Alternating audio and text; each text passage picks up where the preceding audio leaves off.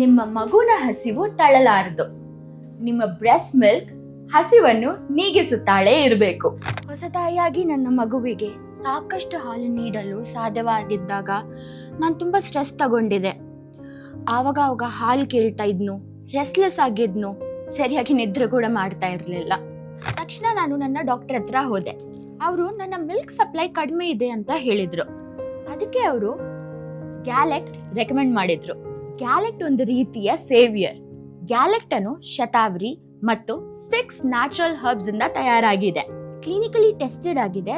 72 hours ಅಲ್ಲಿ breast milk ಸಪ್ಲೈನು ಬೂಸ್ಟ್ ಮಾಡುತ್ತೆ. ನಾನು ಗ್ಯಾಲೆಕ್ಟ್ ತಗೊಳ್ಳಕ್ಕೆ ಸ್ಟಾರ್ಟ್ ಮಾಡಿದೆ. ಕ್ಲಿಯರ್ಲಿ 3 ದಿನಗಳಲ್ಲಿ ವ್ಯತ್ಯಾಸ ಕಾಣಿಸ್ತು. ನನ್ನ ಬ್ರೆಸ್ಟ್ ಮಿಲ್ಕ್ ಅಲ್ಲಿ ಬೂಸ್ಟ್ ಇತ್ತು.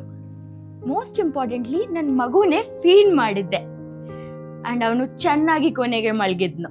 ನಿಜವಾಗಿನೂ ಮದರ್ಸ್ ಮಿಲ್ಕ್ನೇ ರೀಪ್ಲೇಸ್ ಮಾಡಕ್ಕೆ ಯಾವುದು ಸಾಧ್ಯ ಇಲ್ಲ.